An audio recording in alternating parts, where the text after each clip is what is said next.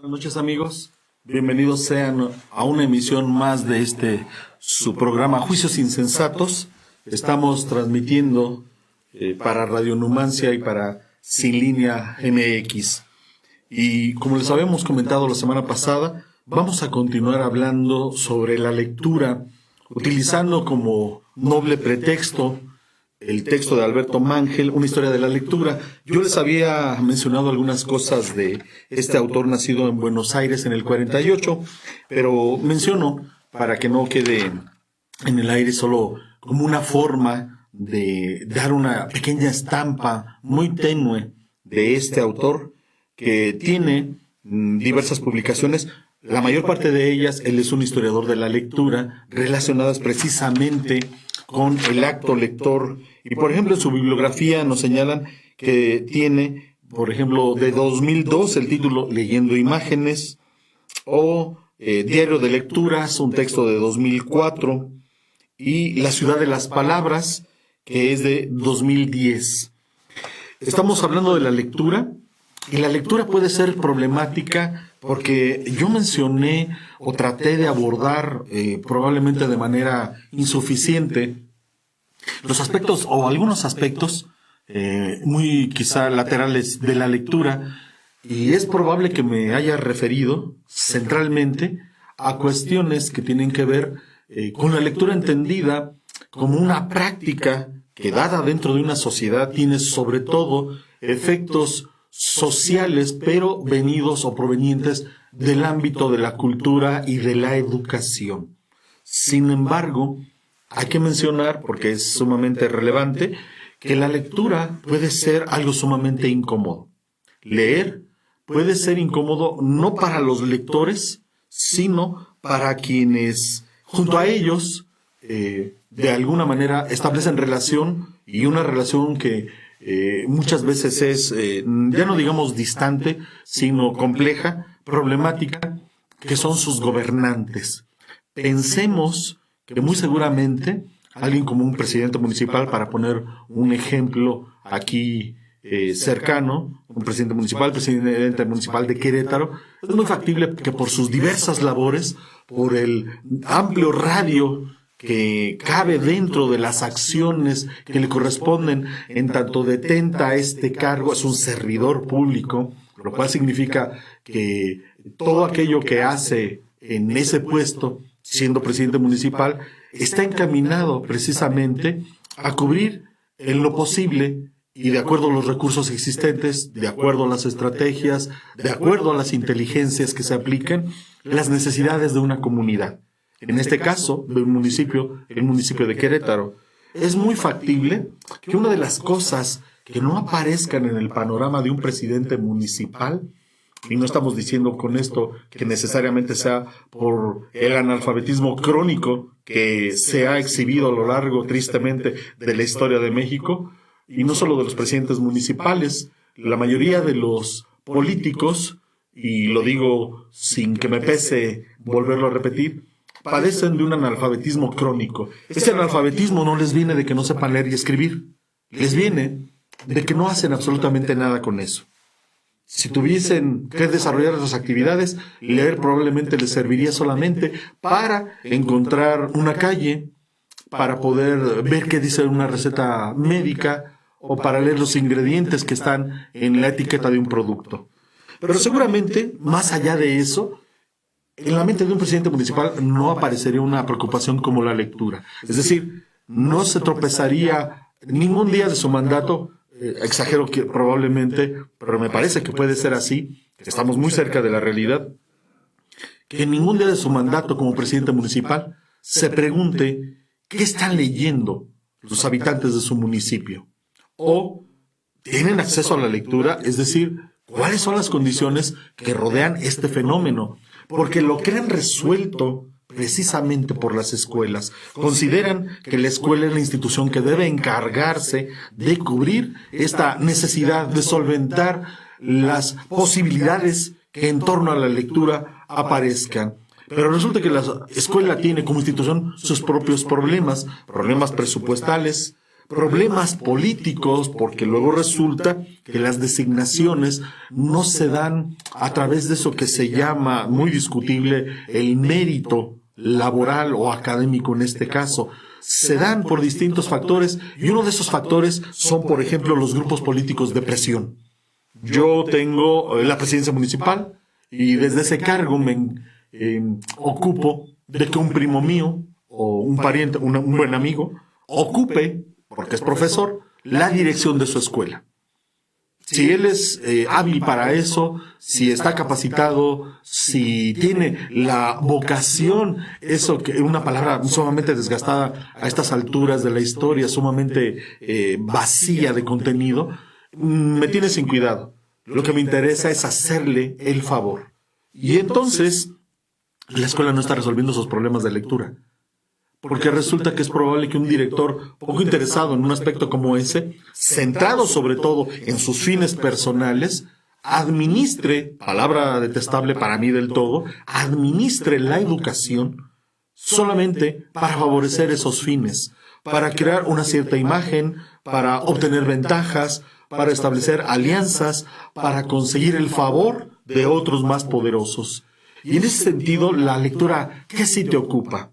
¿Cuál es la preocupación porque los niños de veras aprendan a leer y escribir? Y además, una vez realizadas estas operaciones básicas, una vez cubierta esta necesidad básica, se pueda además encaminar a los niños, a los jóvenes y a los adultos también, ¿por qué no?, hacia otros senderos que están y que son más propios de la lectura y que están esperando ser cruzados, ser transitados por nosotros. Y si lo estoy diciendo es porque en una parte, recuerden que estoy de manera discontinua, doy saltos, recuperando algunas de las propuestas, algunas de las ideas de Alberto Mangel en este texto de historia, una historia de la lectura. Y nos dice este autor: los que detentan el poder impulsan activamente la artificial dicotomía entre vida y lectura. Aquí me detengo, prosigue el autor, solamente para hacer la observación que en la vida cotidiana, en la vida social, hemos aceptado continuamente una caricatura que separa a los hombres en dos tipos de sujetos. Los sujetos que modifican la realidad, los hombres de acción, que no están para contemplar el mundo, como reclamaba Marx, sino para transformarlo. Y lo transforman la mayor parte del tiempo sin meditarlo, sin conocerlo. Intervienen, por supuesto, si tienen sobre todo los instrumentos, las condiciones para hacer tal intervención. Estamos hablando del poder. Yo puedo desear que mis vecinos sean lectores, les puedo incluso, ¿por qué no?, obsequiar algunos libros, hacer charla a propósito de los tópicos o de los asuntos, de los temas que la lectura puede suponer, y eso no necesariamente va a incidir o va a cambiar algo en la realidad de ellos. Es probable que se asusten un poco, o es probable que me ignoren del todo, es probable que se incomoden, y es probable que me pidan que por favor no los vuelva a importunar tratando esa clase de asuntos que están muy lejos posiblemente de sus intereses, porque caramba, si la vida es complicada y está llena de tráfago, de dolor, de apremios, ¿cómo puede venir alguien a decirnos que es importante leer? No tengo capacidad de decisión sobre ellos, pero sí la tienen los hombres que desde el poder, por ejemplo, diseñan los planes y programas de estudio. Estas personas, no me refiero a quienes hacen los programas como en tanto contenidos, me refiero a quienes pueden convocar a esos equipos, quienes pueden decirle a las instituciones de educación pública que desean tal o cual cosa. Pensemos en el sexenio de Enrique Peña Nieto, donde se formuló una reforma educativa en la cual lo más importante no era, lo más central, no era la preocupación por hacer pensar a los sujetos. Y les tengo malas noticias para los burócratas de ayer y los del presente que tienen esa visión. Para poder hacer que las personas reflexionemos, para ponernos en el tránsito, en el camino del pensamiento, se requiere el apoyo sustancial, definitivo, de la lectura. Y entonces, hay una caricatura, decía al inicio de esto, que nos dice que hay hombres que piensan, que saben, pero que en la vida real son ridículos, son débiles, son frágiles y probablemente son inútiles, porque se le han dedicado a pensar, a estudiar, a leer, y los caricaturizamos, es decir, creamos una categoría descalificatoria con ellos, colocándolos como sujetos anómalos dentro de nuestra sociedad. Funcionan mal, tienen ideas extrañas, ellos mismos en lo personal son o pueden ser estrafalarios, excéntricos, maniáticos, y están por otro lado los hombres que tienen un pie en la realidad, los hombres que desean cambiar las cosas, que se remangan la camisa y le meten las manos a la masa de la realidad. Y esta dicotomía es falsa. Pero Alberto Mangel nos está señalando que es una dicotomía alentada precisamente por quienes están en el poder. Y que a partir de la falsa bipartición, una cosa es el pensar y otra cosa es el vivir, como si vida y pensamiento estuvieran separados, nos están proponiendo que la lectura es algo externo, ajeno, distante y, ¿por qué no?, incluso intrusivo respecto de la vida cotidiana. La lectura como algo no solo lejano, sino, ¿por qué no?, enemigo. Recordemos que a lo largo de la historia de la humanidad ha habido quemas de libros y condenas de libros y condenas de autores y ejecuciones de autores precisamente por lo que escribieron, porque nos están invitando a leer algo que a alguien con poder no le agrada, no le gusta. Y nos sigue diciendo Alberto Mangel, los regímenes demagógicos exigen que olvidemos y, por tanto, estigmatizan los libros como un lujo superfluo. Esto es muy importante, amigos, porque resulta que los libros no son algo superfluo, es decir, algo que innecesariamente anexamos, introducimos en nuestra existencia. Sucede que no nos han permitido una relación con los libros, porque no nos han permitido una relación con la lectura, porque no nos han permitido una educación, no nos han permitido una relación con el conocimiento, con el pensamiento, que nos lleve de manera natural a poder establecer, incluir los libros dentro de nuestra vida cotidiana. Y al haber sido excluidos nosotros de esa formación posible, aceptamos con mucha facilidad que los libros no tienen nada que hacer en nuestra existencia, que son algo extraño. Las mofas para esto son múltiples y viene a mi mente un episodio de Los Simpson donde satirizan esto porque están jugando estos juegos de palabras cruzadas con letras que están en cuadros, perdón por la ignorancia, no recuerdo en este momento el nombre del juego, pero eso no es importante. Y de pronto Lisa Simpson dice ir. Y Homero le refuta, abreviaturas no. Y ella dice, no es una abreviatura, es una palabra. Propone Marge, la madre, consultémoslo en el diccionario. Y Homero dice, ¿tenemos uno? Sí, creo que está, contesta Marge, abajo del sillón, en la parte que no tiene pata. Y mueven el sillón, sacan el diccionario y ven que id es un componente de la psique, junto con el yo, con el super yo, ta. Pero la caricatura no está hecha necesariamente para arrancarle la sonrisa a un niño o porque es ingeniosa o chispeante para, en tanto cuestión humorística, jocosa, para arrancarnos una sonrisa o una risa. No. Está estableciendo la burla y al mismo tiempo la crítica de la relación que tenemos con los libros. Y eso signa también, emblematiza nuestra relación con la lectura. Los libros son detestables. Los libros están fuera de nuestra vida, pero eso nos han dicho los hombres de poder.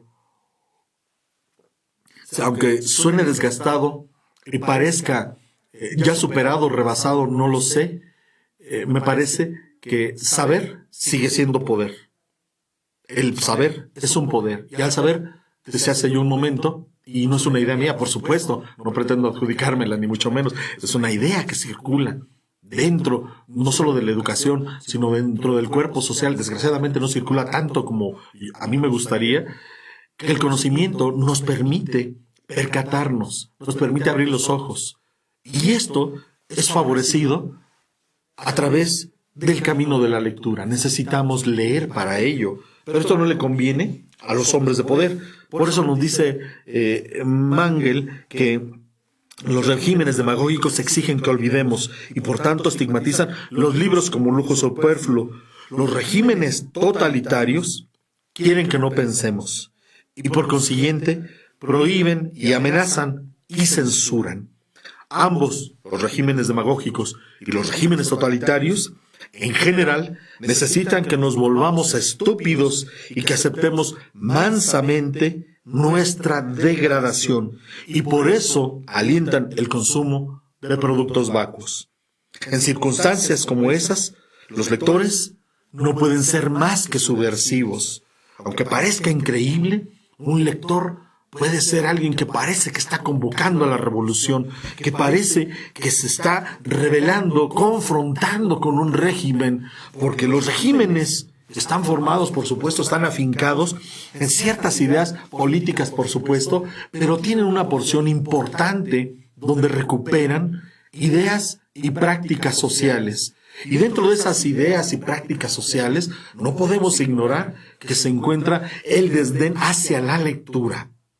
Les pongo un ejemplo mínimo, algo que, perdón por lo anecdótico, algo que hace ya algunos años, bastantes me parece, me sucedió. Reacio, como soy a acudir a ciertos rituales burocráticos, en tanto profesor, en alguna ocasión, dejé de ir a reuniones de academia en la institución para la que laboraba. Y bueno, me iba a la biblioteca y me ponía a leer el periódico.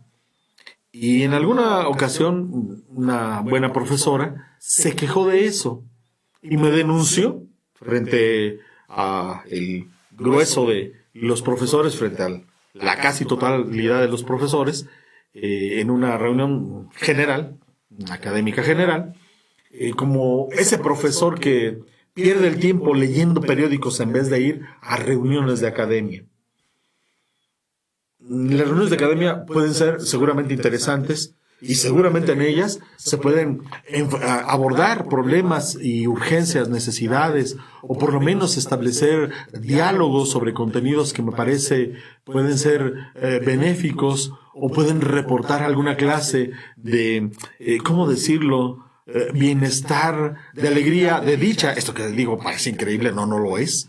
A los que lo sostienen, diálogos o incluso, ¿por qué no, discusiones en las cuales uno pueda por fin movilizar aquel conocimiento que ha ido acumulando o aquellas inquietudes, aquel pensamiento que se ha ido armando, construyendo a lo largo de los años. Pero las reuniones de academia regularmente ya tienen un orden del día. En las reuniones de academia regularmente se abordan temas institucionales. Por ejemplo, los índices de reprobación, los índices de deserción y cosas por el estilo. Se habla de las estrategias, palabra que parece fuerte, que suena ruda, pero que parece la necesaria, a propósito de mejorar el rendimiento, el supuesto aprovechamiento de los alumnos. Nada se habla sobre el conocimiento, nada se habla sobre que esos alumnos que están en estadísticas, que dicen 17% para mencionar un dato, 17% en un grupo de reprobados, pero ese 17%, ese número, está enmascarando a un conjunto de personas que tienen nombre, a un conjunto de seres que tienen características individuales, que los podemos diferenciar y que es muy probable, porque todos ellos, cada uno por su cuenta, cada uno por separado, son complejos, que va a ser muy complicado lograr homogeneizarlos para poder obtener un cierto resultado que es institucional. Todo eso, amigos, aunque sea necesario, créanme, es lo menos emocionante porque se aborda desde la perspectiva burocrática, desde la perspectiva administrativa, que para empezar, si no leemos, ya la estamos cubriendo.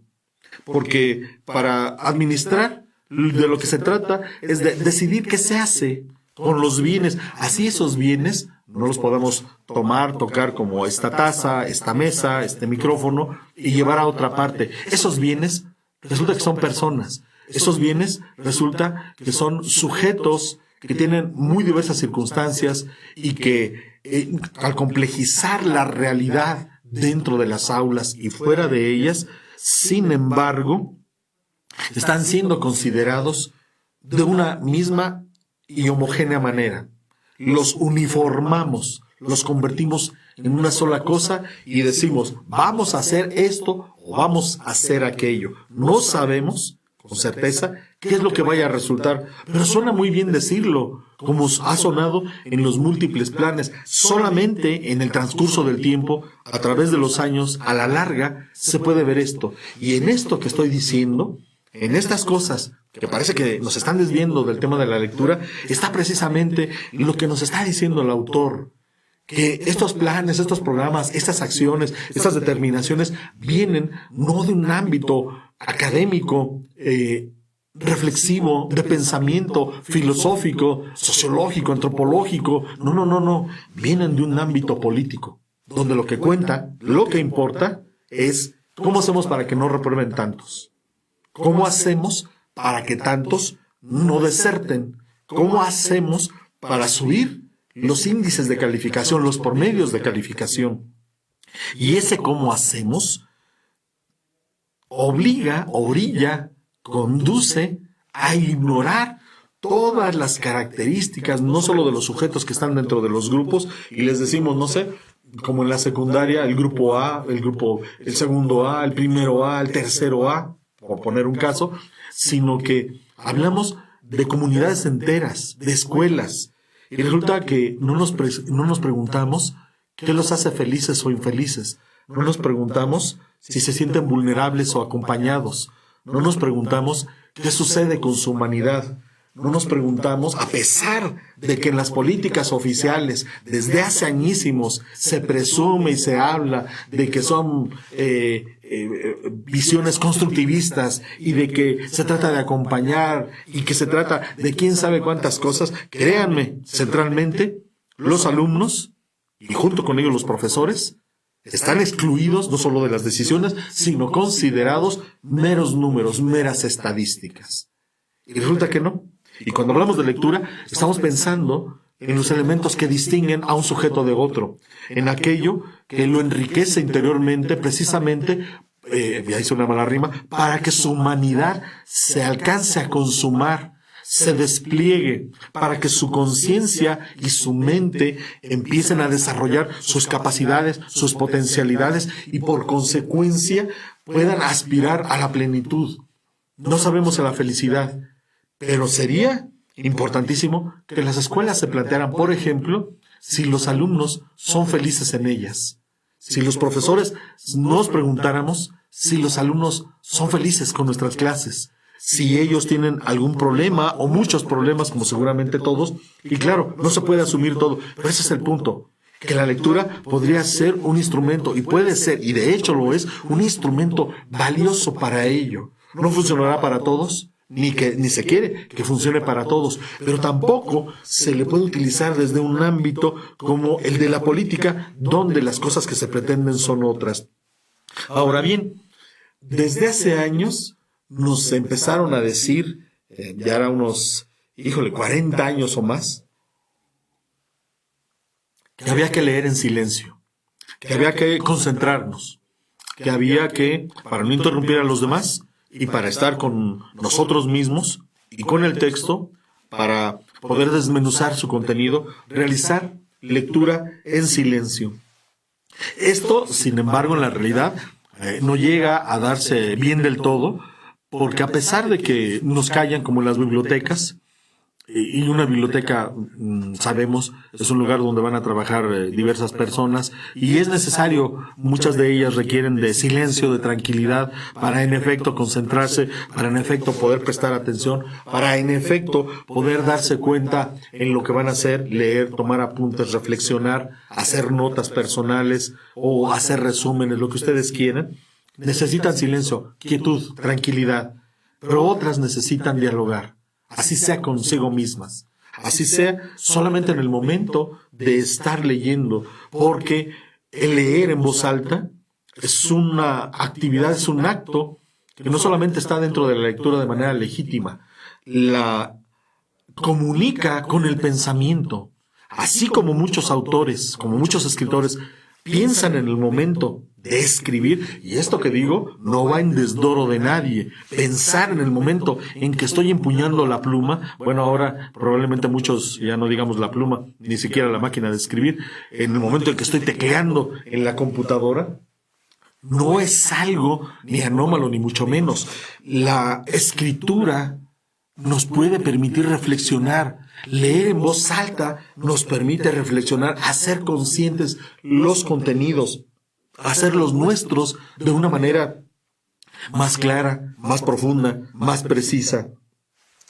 Y por eso la lectura en silencio a muchos puede resultarles perjudicial. Necesitaríamos condiciones para poder separar, para poder canalizar, para poder darle su condición a cada uno de los distintos alumnos, de los distintos sujetos lectores, la posibilidad de que quienes necesitan decirlo en voz alta lo hagan, porque necesitan escucharlo, porque necesitan escucharse. Cuando una persona lee y lo hace en voz alta, se está escuchando. No nada más se hace escuchar de los demás, porque los demás la pueden bloquear, la pueden ignorar, pueden evadirse, pero cuando una persona lee en voz alta, tiene varios retos. Está frente a un espejo. Ese espejo, que son los signos que están en el papel, le está exigiendo la elaboración interior, no solo de imágenes, sino al mismo tiempo de significaciones. Y con ello, aunque parezca increíble esto que voy a decir, que participe, eso es lo que le está exigiendo la lectura en voz alta, en la construcción del mundo. Leer en voz alta es descubrir que esto me importaba.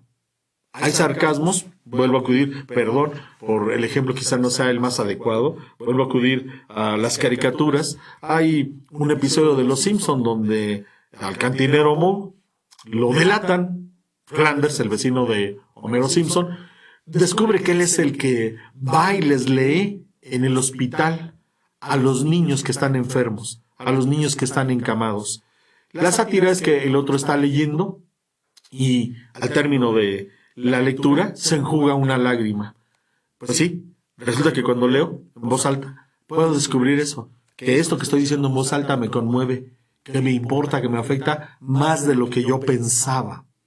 Porque resulta que lo estoy encarnando, le estoy prestando mi cuerpo, no solamente mi voz, le estoy prestando todo mi ser material, todo lo que hay en él, sus limitaciones y sus capacidades. Y en consecuencia estoy también elaborando un mundo para mí, conmigo mismo, en mi interior y también hacia afuera. Y entonces la lectura en voz alta es sumamente relevante, pero nos han dicho que no, y la han convertido en una especie de tortura, en algo de lo que debemos huir, algo que debemos repeler y que es vergonzosa, porque me voy a equivocar, porque no sé, y ese es el punto. Porque tendremos que hacer un ejercicio más continuo de ella, porque es necesario equivocarse, porque es natural equivocarse. Pero no nos dicen esto desde pequeños, solamente dentro de las mismas aulas y de parte de los mismos profesores y del sistema educativo todo, recibimos la descalificación, la burla. Porque yo estoy tratando de leer y cuando leo y me doy cuenta de que eso que leo es importante, es interesante, es conmovedor, me está ocasionando no solamente un estado de conciencia, sino un estado anímico, está provocando en mí una sensibilidad, la está revelando. En ese momento es probable que yo me dé cuenta que tengo deseos de llorar, o que tengo deseos de reír, o que me indigno, que tomo partido, que me molesta, que me crea expectativa, que estoy sediento en un estado de apremio por saber qué va a suceder, cómo va a terminar todo, que me aterro, que me intimido, que quiero luchar, o que me siento impotente porque quisiera estar con el personaje para darle mi mano, para acercarme a él, para decirle que no está solo. Pero caray, ¿que no son tonterías todo esto? ¿No es increíble? Es decir, no es algo fuera de lugar porque finalmente estoy hablando de la lectura, estoy hablando del papel. Pero no es increíble. Es parte de la construcción de nuestra humanidad. Es parte de la construcción de nuestra personalidad. Es parte de la edificación del mundo. Y como no lo hacemos solos, eso complejiza y eso vuelve sumamente difícil y sumamente desafiante el poder hacerlo, porque lo hacemos con otros, lo hacemos en comunidad, no solo lo hacemos en silencio, eso es un momento, pero también lo hacemos en comunidad. Y entonces necesitamos, de cara a esa comunidad, a esa colectividad, realizar el ejercicio lector, nuestro ejercicio lector. Y en ese sentido, amigos, nos parece que la escuela y en general los sistemas educativos, y por supuesto todo lo que viene hacia abajo de ellos, las organizaciones escolares, las estructuras de los planteles y demás, ¿sí?, pagan las consecuencias de la falta de visión o de la mala visión. Muy bien, amigos, hemos llegado al final de nuestro programa por esta ocasión y voy a decir algo que probablemente les suene a hipérbole, es decir, a exageración. Vamos a continuar con el tema porque no lo hemos agotado, no lo vamos a agotar nunca, pero hay otras cosas importantes que me gustaría tocar para ustedes. Por lo pronto les agradecemos el favor de su atención.